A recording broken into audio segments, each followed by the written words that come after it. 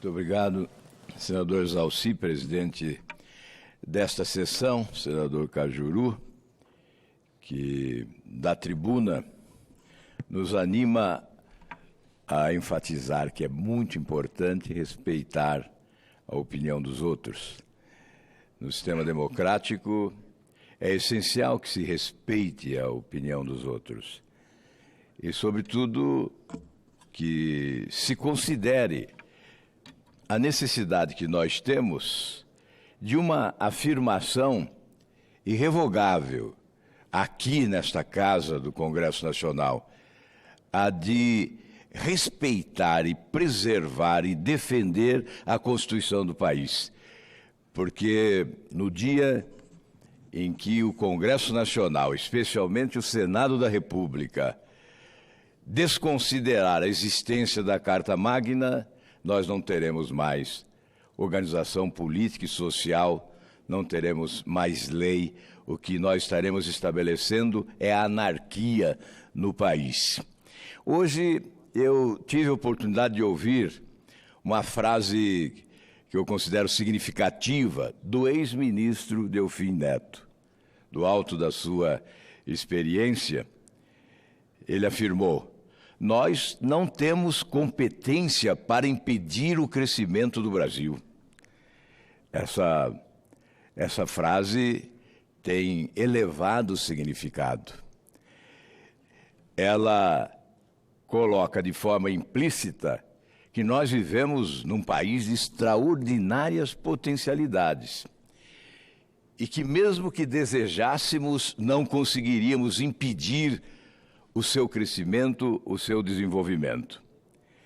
Mas eu quero acrescentar: nós não temos competência para impedir o crescimento econômico do país, mas temos a responsabilidade de contribuir para que esse país se desenvolva o mais rapidamente possível e da forma mais adequada, para que, com distribuição de renda, possamos permitir ao povo brasileiro viver com dignidade, com decência e honradez, sem as injustiças sociais que nos atormentam, sem as desigualdades que nos afligem e de forma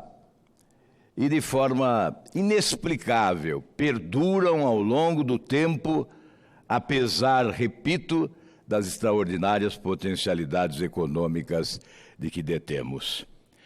Então, esse é um momento de reflexão.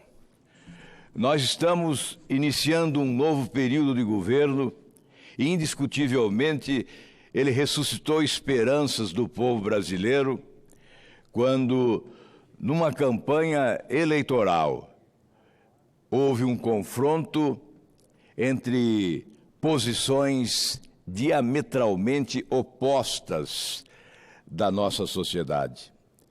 E nós temos que respeitar o lado vitorioso, mas nós temos que assumir a nossa responsabilidade aqui, neste momento em que recrudesce o desejo de muitos de achincalhar o Congresso Nacional como se fosse uma instituição inútil.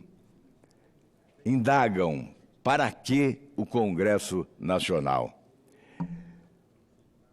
Nós temos que preservá-lo. Eu tenho repetido incansavelmente, aliás, senador Cajuru, Vossa Excelência estava na sessão da CCJ, o Esperidião Amin, o nosso senador Esperidião Amin, deu uma lição de professor. Ele disse que a repetição é um método adequado para o aprendizado. Então é preciso repetir sempre que esta é uma instituição essencial ao Estado de Direito Democrático, que nós podemos condenar eventualmente os seus integrantes ou alguns dos seus integrantes. Podemos denunciá-los, podemos condená-los. Mas nós que somos integrantes somos passageiros, transeuntes, substituíveis. A instituição não, ela é permanente, definitiva, insubstituível. E nós não podemos condená-la. Nós temos que preservá-la como essencial ao Estado de Direito democrático. E este é o momento de preservação da instituição, porque os ataques se voltam, recrudescem, são talvez agora até mais virulentos do que antes, incompreensivelmente, porque a população acabou de eleger esse Congresso e depositou suas esperanças numa renovação.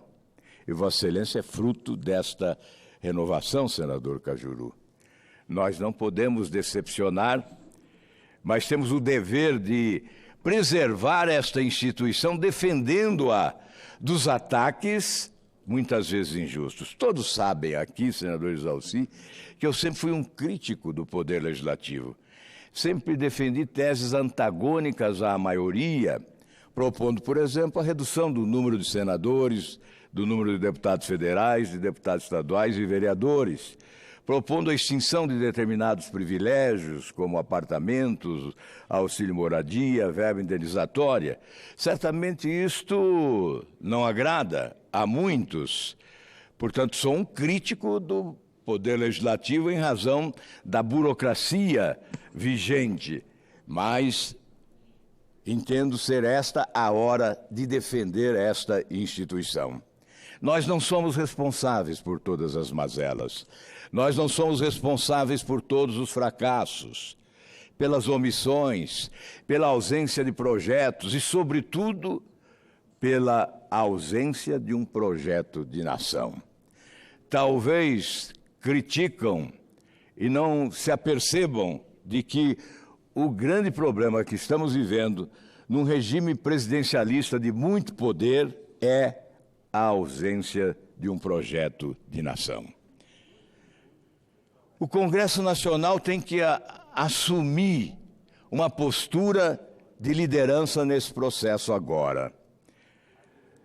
A iniciativa das propostas.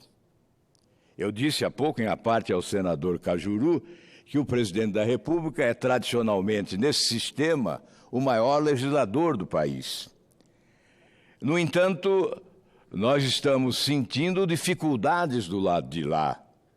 Então, que as iniciativas brotem aqui no Congresso Nacional.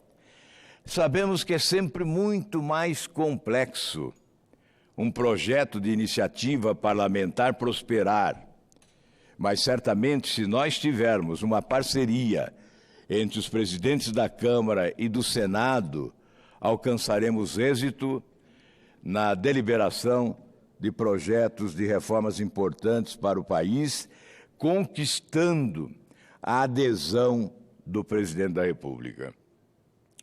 Se estamos sentindo dificuldades de criação a partir do Executivo, vamos inverter os procedimentos. Lá são 57 milhões de votos, aqui são 140 milhões de votos. Então, a nossa responsabilidade não importa o número de votos, mas a nossa responsabilidade é igual à do presidente da República. Nós viemos para cá carregados pelas esperanças mais legítimas do nosso povo. Portanto, vamos inverter o processo, se necessário, e tomar iniciativas, como Vossa Excelência há pouco anuncia, em relação ao projeto das armas. O governo tomou a iniciativa de encaminhar ao Congresso Nacional o projeto da reforma da Previdência. A reforma é necessária, mas não é suficiente. E as outras reformas? Nós não podemos ficar esperando. O Brasil já esperou demais. É hora de avançarmos. E o Congresso pode, sim, adotar providências, assumir o necessário protagonismo e liderar esse processo de reformas. Nós estaremos restabelecendo a grandeza do Poder Legislativo. Nós estaremos certamente recuperando uma imagem que ao longo do tempo se desgastou e estaremos retirando o Congresso do chão onde se encontra, em razão, muitas vezes, do comportamento inadequado de muitos dos seus integrantes. Se o governo não encaminhou até hoje a reforma tributária, há na Câmara dos Deputados duas propostas que estão sendo discutidas há muito tempo.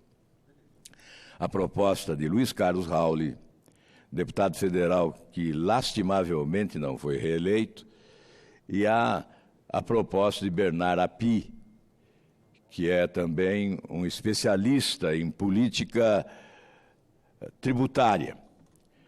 Nós entendemos, pensamos desta forma, que a reforma tributária é, sem dúvida nenhuma, a força motora capaz de dinamizar a economia do país, aumentando produtividade e, por consequência, crescimento econômico.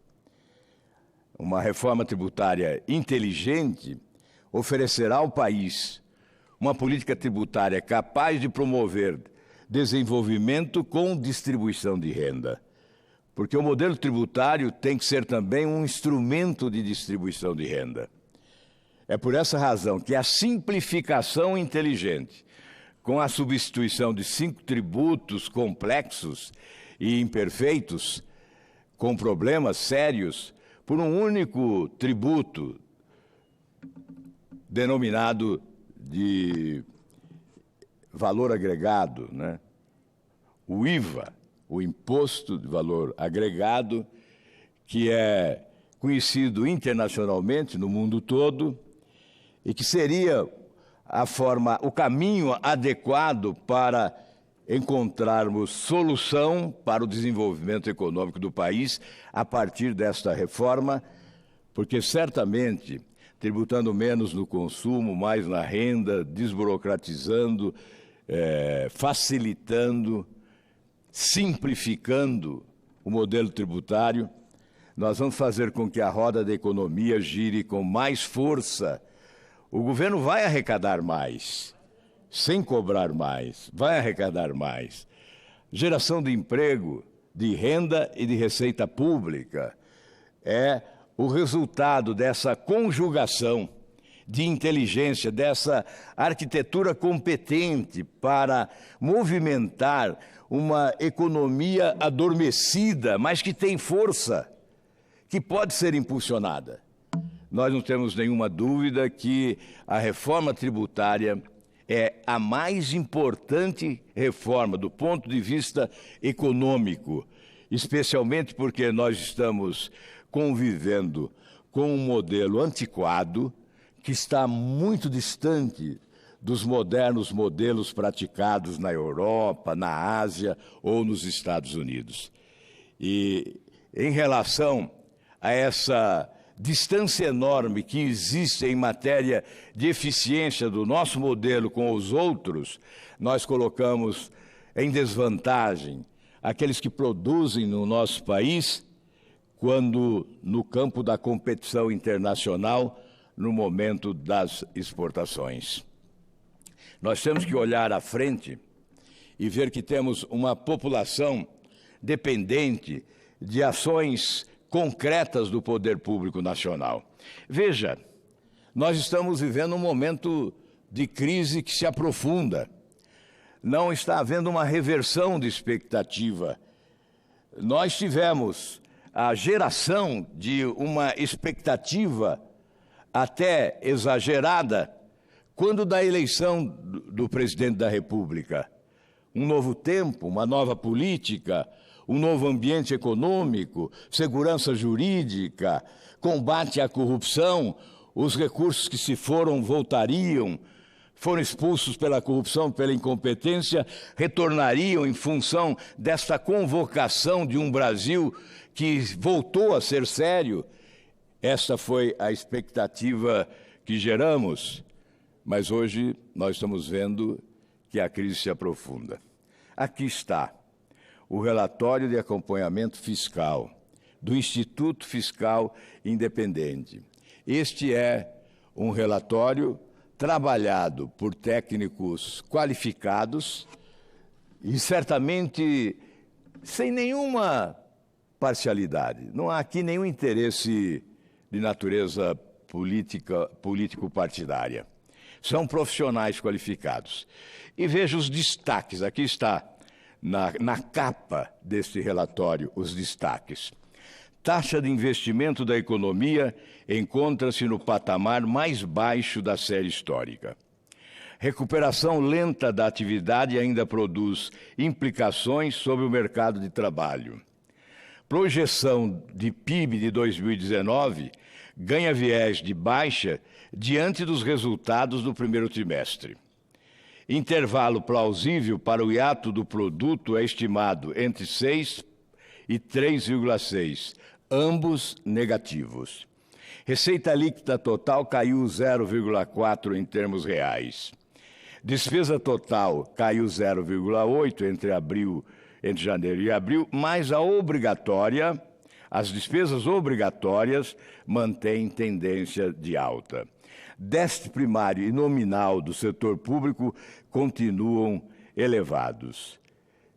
Portanto, aí tem outras questões aqui. Plano de equilíbrio fiscal é nova tentativa de remediar o problema fiscal nos estados. Em maio, o contingenciamento chega a 32 bilhões, 23% das despesas discricionárias da União em 2019. Contingenciamento não é linear, mas atinge todos os ministérios. Saúde é o menos afetado. Esse é o quadro da nossa realidade. Por isso, nós não devemos nos engalfinharmos em disputas estéreis, menores, apequenadas. Nós temos que olhar o que é importante para o povo brasileiro. Isto é importante. Nós não estamos aqui, eu trouxe esse relatório até esta tribuna para demonstrar que não é a palavra de um senador que tem que ser considerada, é a realidade dos fatos, acima de tudo. Podem não acreditar no pronunciamento deste ou daquele senador, mas acreditem nos fatos. Nós estamos diante de uma realidade que pode se tornar ainda mais dramática. Já é uma realidade dramática para 52 milhões de brasileiros que estão abaixo da linha da pobreza.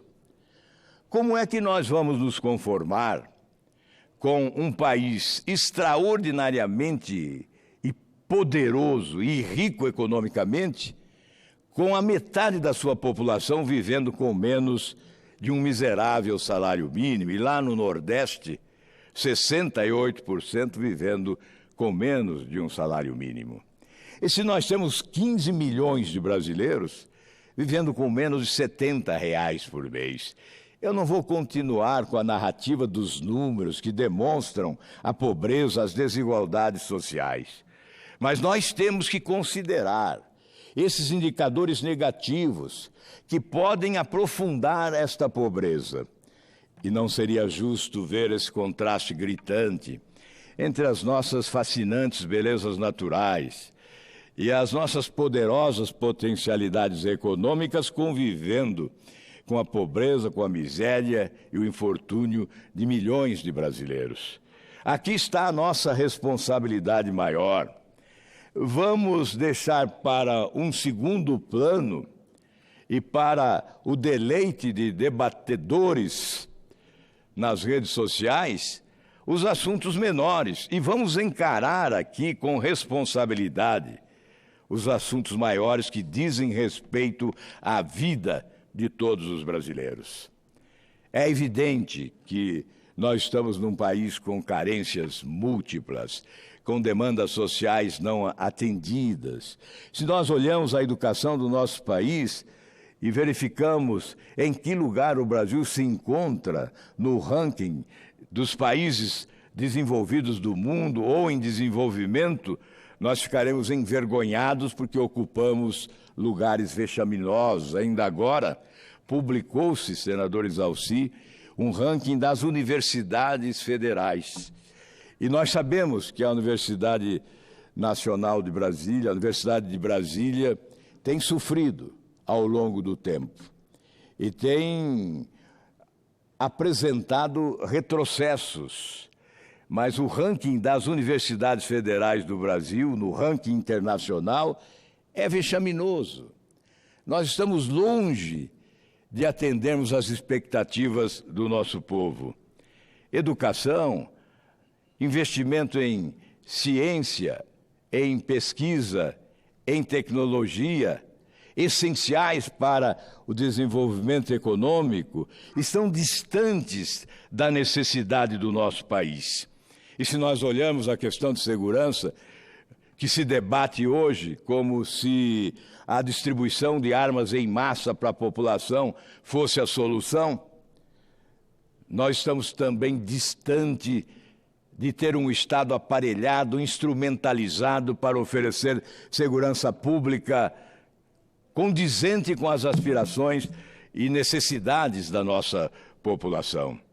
E se formos analisar a saúde pública do nosso país, eu tenho sido instado a discutir o tema saúde pública porque é um dos dramas da atualidade.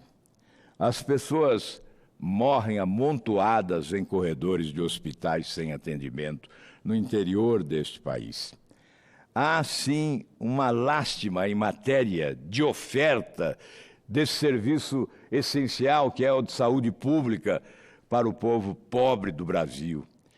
Nós temos que olhar isso, esses indicadores econômicos estão na raiz dos problemas que se constituem consequência da incompetência de governos passados, porque nós não podemos, evidentemente, responsabilizar o atual, mas é preciso alertar, se o governo atual não tomar as providências com urgência, adotar as medidas insubstituíveis nesse momento com criatividade e eficiência, de nada adiantará responsabilizar o PT. Não poderá ficar durante 4 anos responsabilizando o PT. É preciso...